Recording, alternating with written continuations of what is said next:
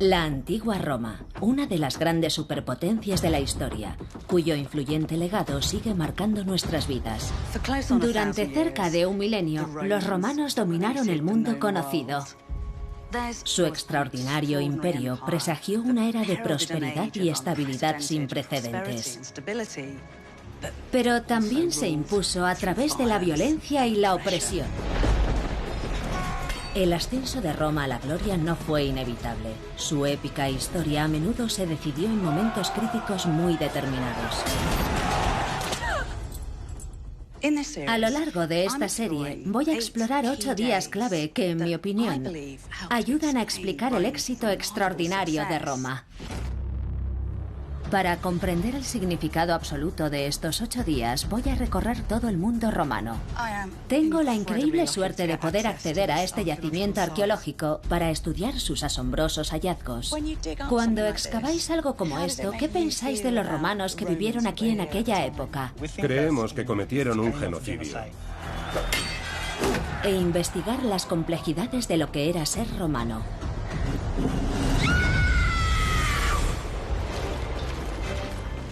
Este fue el día en el que un general romano, Publio Cornelio Escipión, se enfrentó cara a cara con el legendario Aníbal y el poderoso imperio de Cartago, en una batalla que determinaría si Roma realmente tenía fuerza para gobernar el mundo antiguo. ¡Adelante! 8 días que marcaron la historia de Roma, la última batalla de Aníbal.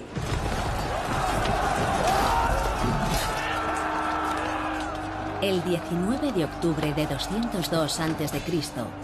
se decidió el futuro de 2 grandes civilizaciones en el implacable desierto del norte de África, en un lugar llamado Zama. Desde mi punto de vista, fue un día crítico en la historia del mundo antiguo.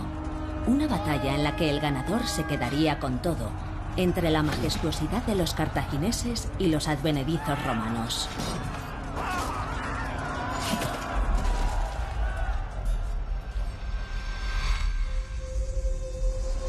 500 años antes de aquella titánica batalla, Roma era prácticamente como cualquier otro asentamiento mediterráneo. En su caso, un puñado de viviendas de madera a orillas del río Tíber protegidas por las montañas circundantes. Pero el ADN de Roma parecía tener algo especial, algo que la conduciría a la cima.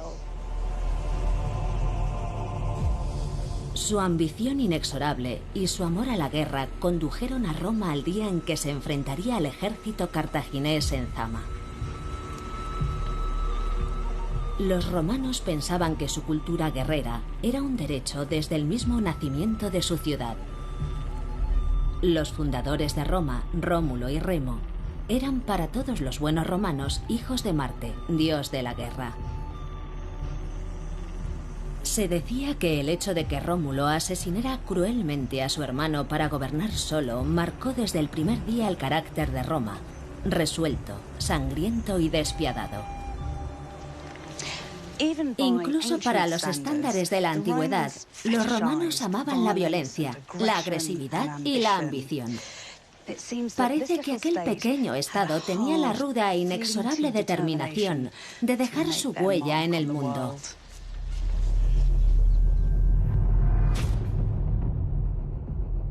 Hace 2500 años, Roma ocupaba una fracción de la actual ciudad moderna. Solamente 10 kilómetros cuadrados con una población de 60.000 habitantes. Roma, sin embargo, se encontraba en un lugar privilegiado. El río Tíber permitía acceder a las posibilidades de un mundo más amplio. La ciudad se gobernaba como una república, una res pública, donde las personas se reunían para desempeñar actividades de carácter público. Era una filosofía política muy inteligente, que aseguraba a cada romano que el Estado velaba por sus intereses y que estaban juntos en aquel empeño. Por lo tanto, todos los ciudadanos romanos tenían interés personal en garantizar que Roma no solo sobrevivía, sino que prosperaba. En el siglo VI a.C., Roma se abrió paso hacia el centro de Italia, la tierra de Latium, en la que el latín era la lengua común. La ciudad de Gabios, a unos 18 kilómetros al este de Roma, fue una de las primeras en ser absorbida por el proyecto romano. Aquí, en las ruinas de la antigua Gabios, nuevas excavaciones están sacando a la luz cómo Roma asimilaba a sus vecinos. Convertía a los forasteros en aliados de Roma, con amenazas de actos violentos, pero también prometiendo protección y prosperidad. Nicola Terrenato dirige este sobresaliente proyecto. ¿Qué habéis averiguado al excavar aquí sobre la relación de una ciudad como Gabios con Roma? Era la ciudad más próxima a Roma, así que fue donde Roma puso a prueba su metal. Vemos que nada más iniciarse su alianza ocurrieron toda clase de cosas positivas. Se levantaron grandes templos, las casas de la élite se volvieron más grandes, más lujosas, se construyeron fabulosas carreteras. Ahora mismo estamos pisando una serie de caminos que unían a los habitantes de Gabios con Roma, caminos protegidos por el ejército romano y por los que era muy fácil transitar. Era una estrategia romana muy clara, ¿no? Venir a ciudades como esta y ofrecer protección a cambio de hombres que lucharan por Roma. En efecto, era una forma muy barata de expandirse, pero también sabían ser despiadados, y cuando una ciudad se oponía a la expansión romana, la atacaban, la sitiaban y se dedicaban al pillaje. En algunos casos excepcionales arrasaban la ciudad, de modo que su enfoque era el de la zanahoria y el palo. Lo magnífico de estar aquí es que casi se puede oler la determinación de Roma. Roma estaba aprendiendo lo que luego haría a lo largo de todo el Mediterráneo. Este era su laboratorio. Lo repetiría en centenares de comunidades urbanas mediterráneas, pero empezó aquí. 250 años después de apropiarse de Gabios, la mayor parte de Italia se encontraba bajo el control de Roma. Se había conseguido por medio de un vasto chantaje, aunque no se llamara así. Ahora lo único que se interponía en la insaciable ambición de Roma era Cartago. Cartago había querido lo mismo que quería Roma, un glorioso imperio. Con redes comerciales y colonias que se extendían desde el Líbano al este hasta España al oeste, era la refinada superpotencia del Mediterráneo. Ambas potencias estaban a punto de enfrentarse cara a cara. Cartago, la fuerza dominante del mundo antiguo, contra Roma, la recién llegada. Las llanuras de Europa y el norte de África se convertirían en gigantescos campos de batalla en los que surgiría un hombre para frenar la desmedida ambición de Roma. Se llamaba Aníbal Barca. Era un legendario general cartaginés y amenazaba con convertirse en el archienemigo de Roma. En 218 a.C., Aníbal emprendió la maniobra militar más famosa y atrevida de la historia. Al frente de un gigantesco ejército multiétnico, marchó desde España con 38 elefantes. Cruzó los helados Alpes y se adentró en Italia. Empujando hacia el sur, Aníbal logró una victoria tras otra mientras sobre Roma se cernía el desastre. Mike Loach es experto en guerras de la antigüedad. ¿Qué hombre tan excepcional debía ser Aníbal? Aníbal es una figura legendaria porque era un genio de las estrategias y las tácticas bélicas. Lideraba un ejército políglota formado por númidas y libiofenicios del norte de África y tropas íberas procedentes de sus campañas en España. Supuestamente hablaba a todos los soldados en su lengua correspondiente. Era un general cercano. ¿Qué mayor testimonio podría haber de su carácter? Los hombres lo seguían voluntariamente en aquella gran y peligrosa aventura.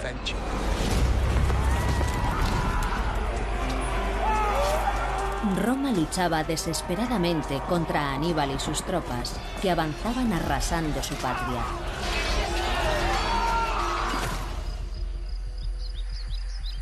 Por fin, en agosto del año 216 a.C., en Cannas, al sur de Italia, Roma armó un enorme ejército. Las mayores tropas jamás congregadas en un campo de batalla. Estaban formadas por 80.000 soldados, el doble que el ejército de Aníbal, de modo que los generales romanos confiaban en su victoria. Pero lo que pasó después sería conocido como uno de los momentos más oscuros de Roma.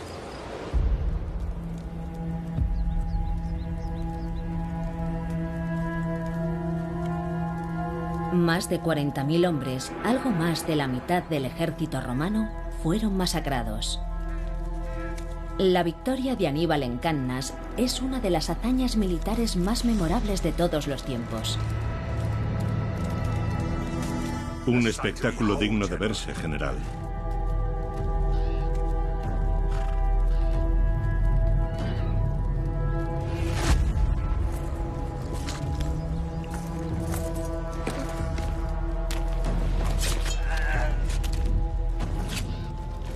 Pero según uno de los más importantes historiadores romanos, Livio, del vergonzoso baño de sangre de Cannas, nació un auténtico héroe romano.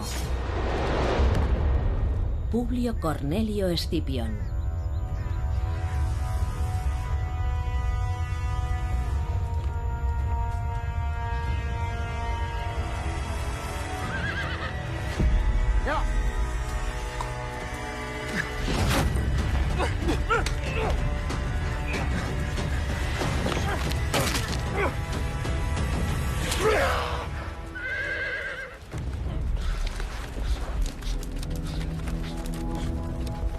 Sería el hombre que se enfrentaría a Aníbal en Zama y demostraría al mundo por qué Roma era la excepción y había nacido para gobernar.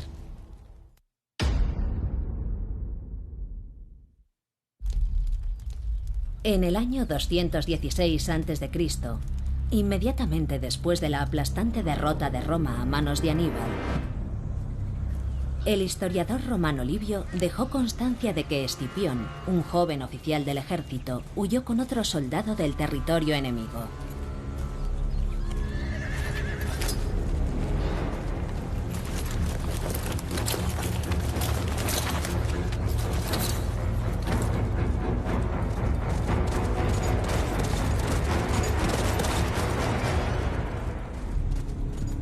Después de la matanza en Cannas, el compañero de Escipión era uno de los muchos hombres dispuestos a desertar del ejército romano.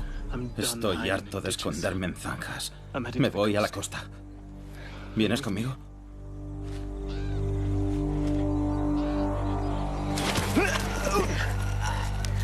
Juro que nunca desertaré de Roma. Si rompo mi juramento, que el propio Júpiter me conduzca a una muerte infame. ¡Ahora tú! Quítame la espada del cuello y juraré. ¡Jura!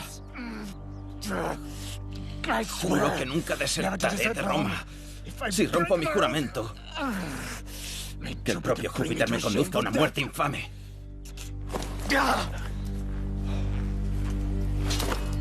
Que Escipión se negara a abandonar a Roma en aquel momento crítico.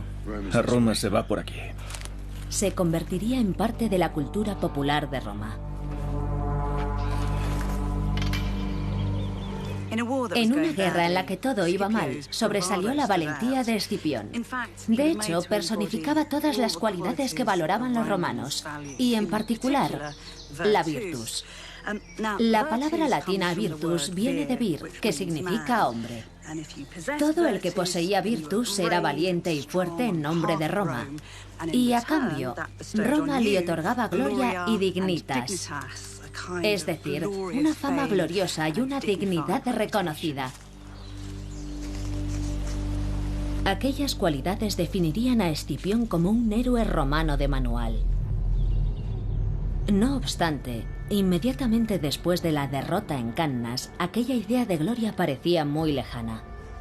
Cuando la noticia de la matanza llegó finalmente a Roma, un sentimiento recorrió la ciudad: el miedo. Aníbal podía aparecer en cualquier momento. La ciudad amenazaba con caer presa del pánico. Casi todos los hogares habían perdido a alguien y los aullidos de los dolientes llenaban las calles.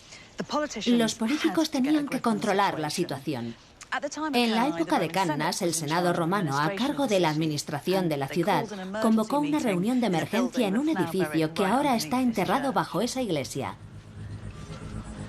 Sin saber qué hacer, el Senado buscó la orientación de una figura pública perteneciente a una de las familias romanas más distinguidas.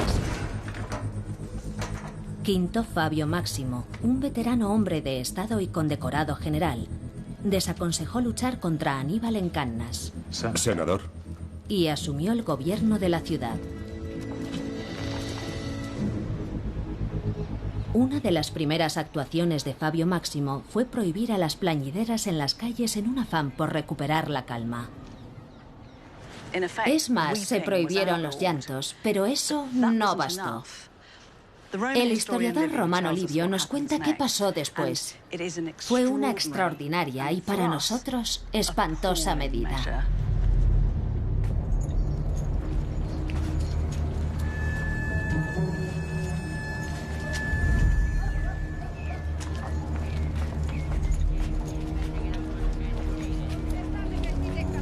Una sacerdotisa de las llamadas vírgenes vestales fue acusada de haber mantenido relaciones sexuales quebrantando así su voto de castidad.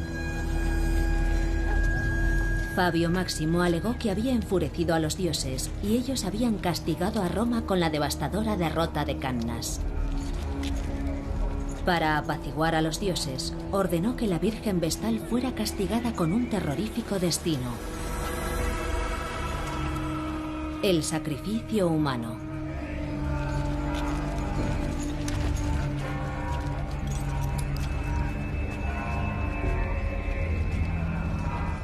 ¿Alguna noticia de tu hijo? Ninguna, senador. Roguemos a los dioses que con su grandeza lo permitan vivir.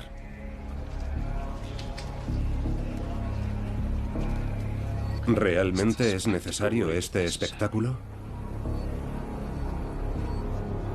Roma no es nada sin el favor de los dioses.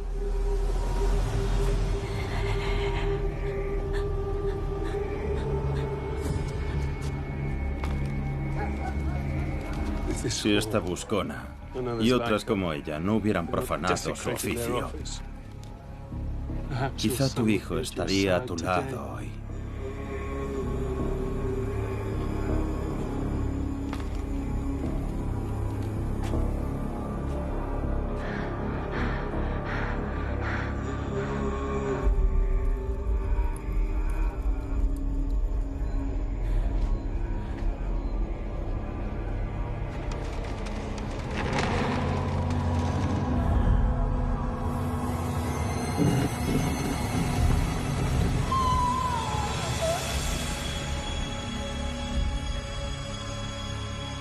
Fue un asesinato ritual llevado a cabo por el pueblo desesperado por superar el trauma de su derrota. Al pensar en los romanos, no debemos imaginarnos hombres y mujeres como nosotros vestidos con togas. Su sociedad se comportaba a menudo de forma muy primitiva y profundamente supersticiosa. Estaba rodeada de dioses, diosas, semidioses y espíritus. Mostraban un extraordinario refinamiento y en algunas ocasiones un salvajismo escalofriante. La sociedad romana era además dolorosamente machista. Las niñas eran casadas a partir de los 10 años y se representaban míticas violaciones como parte de sus ritos matrimoniales. Los romanos confiaban en que enterrar a una mujer viva ayudaría a purificar Roma y a restaurar su confianza y vigor. Alexander Evers es experto en la cultura de la antigua Roma. Cannas fue un duro golpe psicológico para la mentalidad romana. Estaba claro que su relación con los dioses en aquel entonces había sido perturbada, de modo que los romanos necesitaron una cabeza de turco. Es absolutamente terrorífico. Aunque a nosotros nos puede parecer macabro enterrar a una persona viva, tenía sentido para los romanos. Unía a la gente, la animaba a hacer piña frente a una causa común: la guerra contra Aníbal. Los romanos redescubrieron su incansable ímpetu.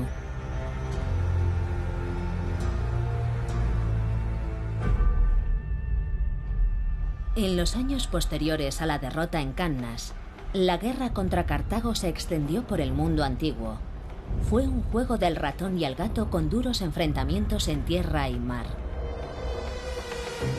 Mientras Roma emprendía una desesperada guerra de guerrillas en Italia impidiendo así que Aníbal atacara la ciudad en sí, los generales romanos planeaban desestabilizar el imperio cartaginés.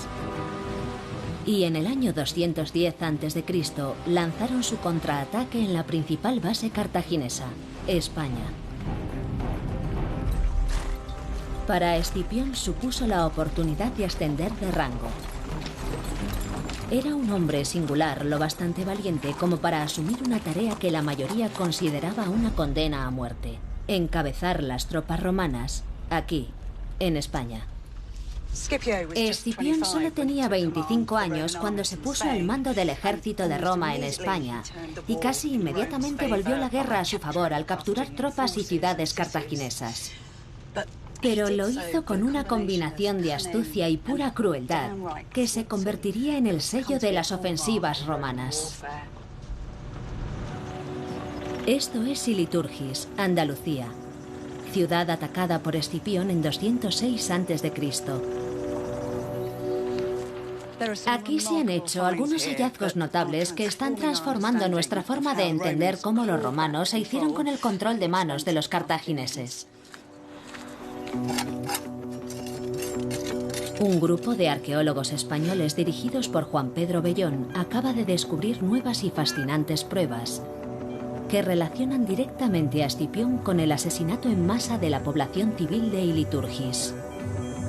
Esta es la típica ciudad íbera. En esta zona se encontraban las casas de la ciudad. ¿Habéis encontrado pruebas del conflicto? Sí, desde luego hemos encontrado muchas pruebas. Vaya. Si me acompañas te las enseño. Iliturgis fue en otro tiempo una ciudad próspera, pero sus habitantes cometieron el error de ponerse de parte de los cartagineses durante la guerra. Para Escipión, aquella traición merecía el máximo castigo.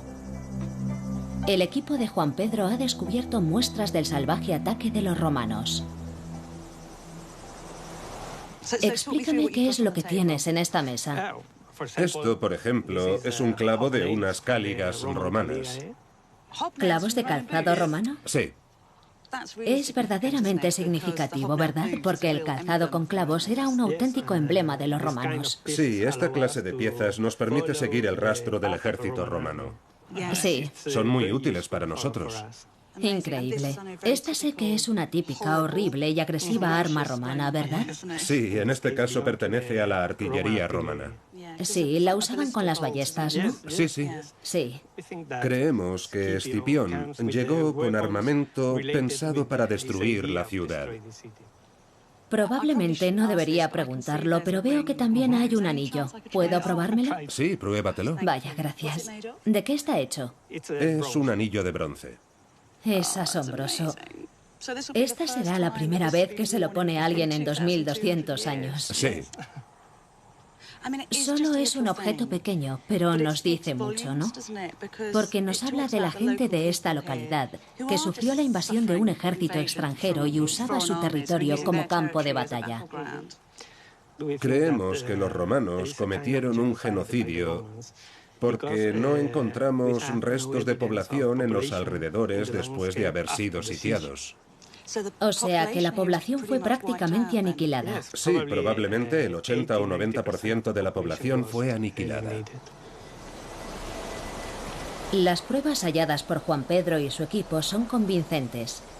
En el preciso momento histórico en el que aparecen armas romanas en este paisaje, todas las señales de vida de Iliturgis desaparecen del yacimiento arqueológico.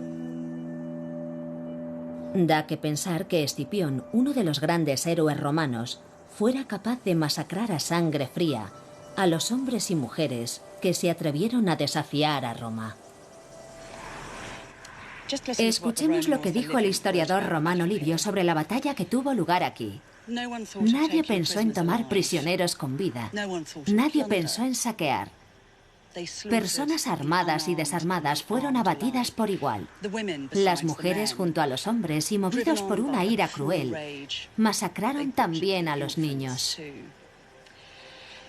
Disfrutaron al destruir todo vestigio de la ciudad y borrar el recuerdo mismo del hogar del enemigo. Es un pasaje realmente estremecedor, pero hasta ahora no había podido ser verificado. Los hallazgos, sin embargo, demuestran que este lugar fue objeto de una atrocidad. La noticia de la matanza se difundió con asombrosa velocidad y propició la aparición de una de las armas más poderosas de los romanos: el miedo. El mensaje era claro: no te metas con Roma. O estás con ella o estás contra ella. Fue una forma temprana de terrorismo de Estado. Las sangrientas victorias de Escipión en España lo establecieron como la gran esperanza de Roma para derrotar a Aníbal y al ejército cartaginés. La feroz batalla por el poder estaba a punto de alcanzar su clímax, en un enfrentamiento entre los dos generales, que no tendría lugar en Italia ni en España, sino en las llanuras del norte de África.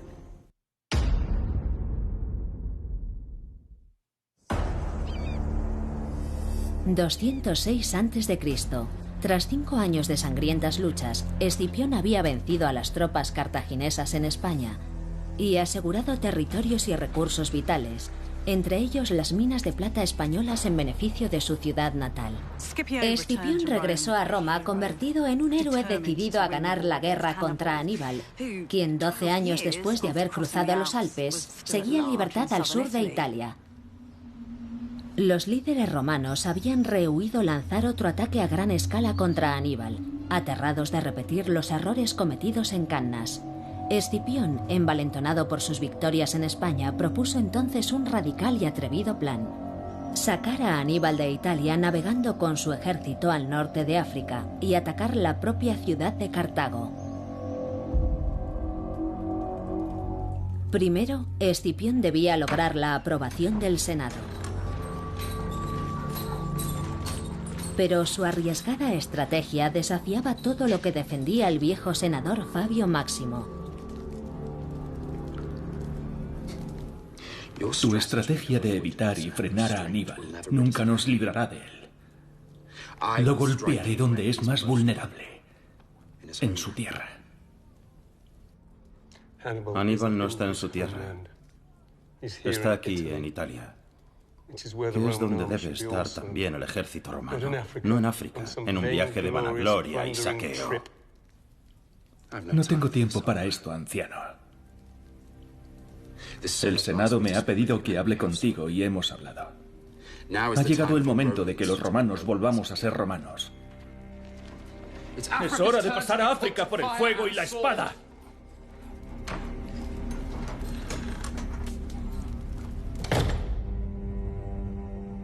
Finalmente, 2 años después de volver de España, el Senado cedió y Escipión puso rumbo a África.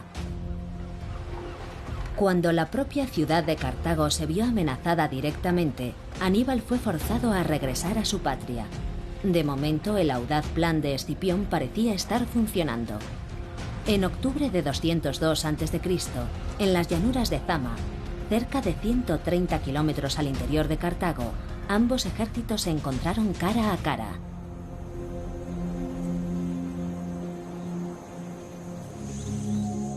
Escipión tenía a Aníbal justo donde quería. El escenario para el choque crítico entre Roma y la antigua potencia de Cartago estaba preparado. La batalla de Zama fue un ajuste de cuentas tremendamente personal entre Aníbal y Escipión. Ambos tenían un pasado común y se reunieron. Se reunieron supuestamente antes de la batalla de Zama. Aquello obedecía a los ideales románticos de las guerras de la antigüedad. Era como cuando los capitanes de 2 equipos se dan la mano antes de un encuentro deportivo. Aunque iban a enfrentarse en nombre de sus civilizaciones, era una época en la que la gloria personal tenía enorme importancia. Totalmente, era la cultura de los guerreros. Que aquellos 2 gigantescos generales decidieran verse frente a frente, quizá fue solo porque querían mirarse a los ojos una vez. ¿Quién sabe? Pero es admirable que tuvieran una reunión en privado, a solas, antes de la decisiva batalla final.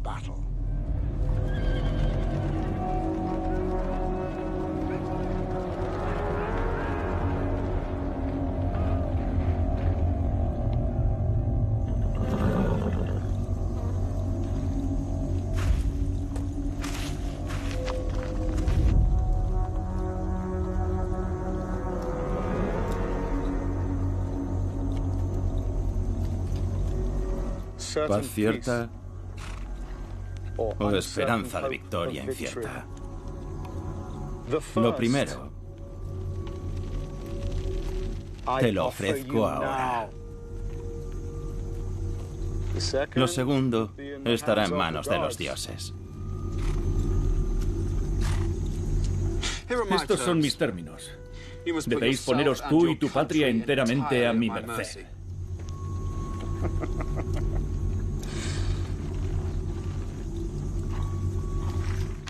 Que así sea. La batalla que siguió a aquel legendario encuentro consistiría en un solo día de combate para decidir si Roma tenía ingenio y voluntad para hacer realidad su mayor ambición: vencer a la potencia que había enseñado a Roma la forma de operar de un gran imperio. Como Livia dijo con claridad, no podía haber más en juego. Si tenían éxito, no serían los vencedores durante un día, sino para siempre. Sabrían antes de que acabara el día siguiente si sería Roma o Cartago quien dictase las leyes de sus naciones.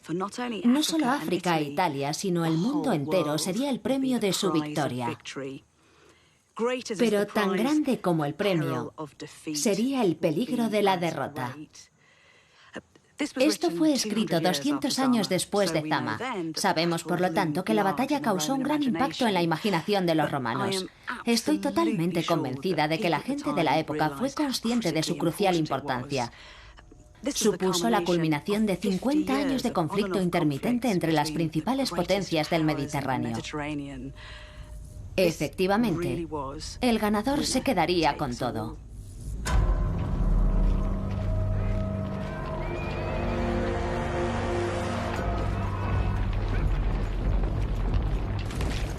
Ambos ejércitos estaban frente a frente.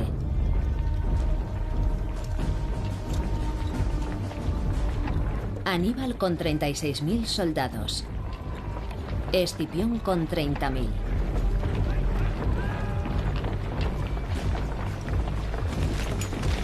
Pero Escipión tenía una ventaja gracias a una magistral maniobra política. Una de las cosas que Escipión aprendió de Aníbal fue a emplear soldados de otras nacionalidades, a emplear especialistas. Tenía a los númidas del norte de África con su caballería infinitamente superior, sus jabalinas y sus veloces y ágiles caballos, que habían sido vitales en todas las campañas de Aníbal a través de Italia durante 16 años y que ahora combatían junto a Escipión. La cuestión crítica de esta batalla es que nos recuerda que los romanos no usaban solo la fuerza bruta, sino también el cerebro, pues llevaban años ganándose a los númidas. La diplomacia es tan importante como los efectivos militares. Por supuesto, las tornas habían cambiado. Había sido el arma secreta de Aníbal y ahora era el arma secreta de Roma. Gracias al historiador Polibio conocemos el discurso que cada uno de los generales pronunció ante sus tropas. Si superáis a vuestros enemigos, ganaréis para vosotros y vuestra patria el mando indiscutible y la soberanía sobre el resto del mundo.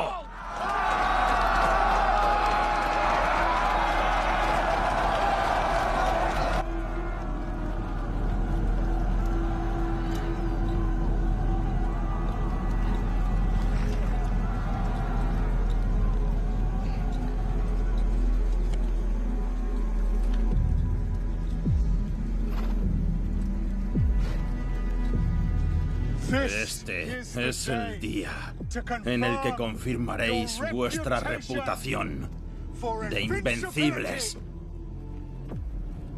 Luchad con valentía y defended vuestra orgullosa reputación de ejército que nunca ha conocido la derrota.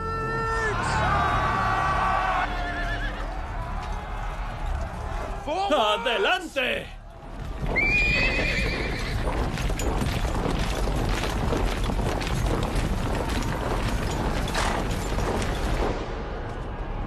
La caballería númida de Escipión atacó de inmediato a la pequeña tropa de caballería de Aníbal y la persiguió hacia el desierto. Pero al distanciarse del campo de batalla, Escipión perdió temporalmente su única ventaja. Ambos ejércitos entonces chocaron.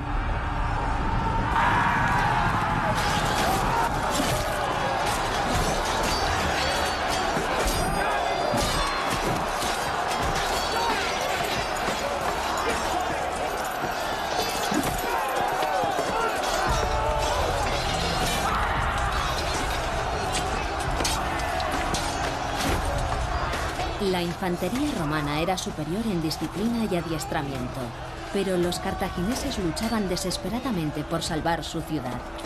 ¡Alargad la línea! Aníbal ordenó a algunos de sus soldados que se movieran a los flancos con intención de envolver a los romanos como ya hicieron en Cannas. ¡No los dejéis pasar! ¡Adelante!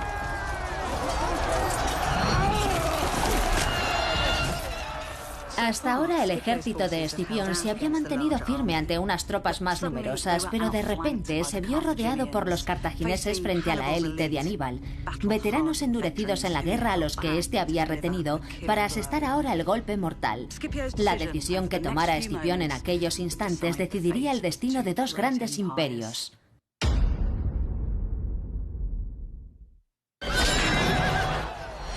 Mientras la batalla de Zama seguía con furia, ¡no retrocedáis! La infantería romana sangraba exhausta. Pero Escipión se mantenía firme.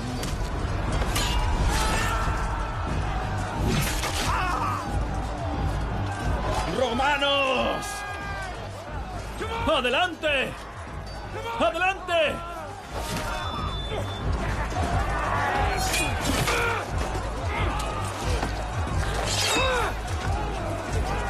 ¡Hacia la victoria! La caballería superior de Roma seguía desaparecida, así que Escipión envió refuerzos al centro del campo de batalla. ¡Venga, adelante! ¡En formación! ¡Vamos! Entretanto, los veteranos de Aníbal amenazaban con atravesar las líneas romanas. ¡Vamos, vamos! ¡El centro debe resistir! Nuestras mejores tropas están demasiado lejos. ¡Luchad!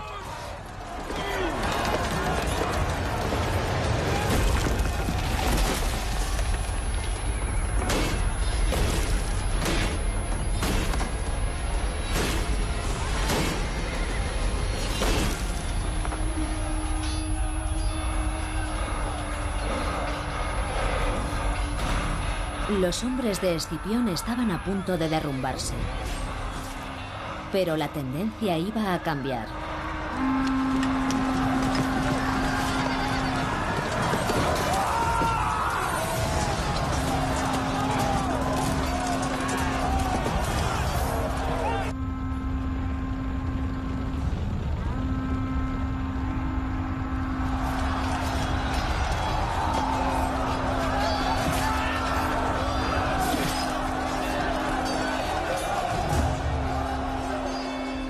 La batalla continuaba desde el amanecer. A primera hora de la tarde, la caballería númida volvió a la refriega y atacó a las tropas de Aníbal por la espalda, rodeándolas. Igual que 14 años antes, Aníbal había rodeado al ejército de Roma en Cannas.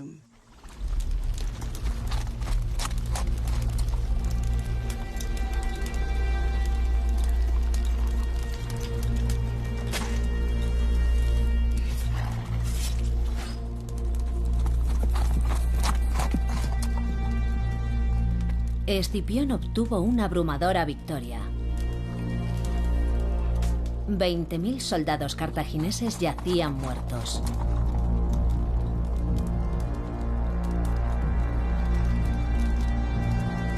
El ejército de Aníbal había sido completamente aniquilado. ¡Roma! ¡Victoriosa!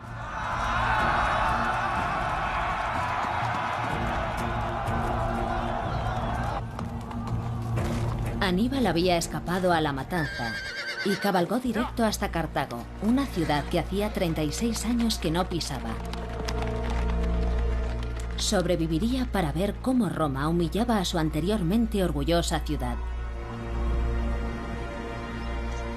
Escipión sabía lo que significaba aquella victoria para él. Se había establecido como el general con más éxito de Roma y había alterado el equilibrio de fuerzas en el Mediterráneo.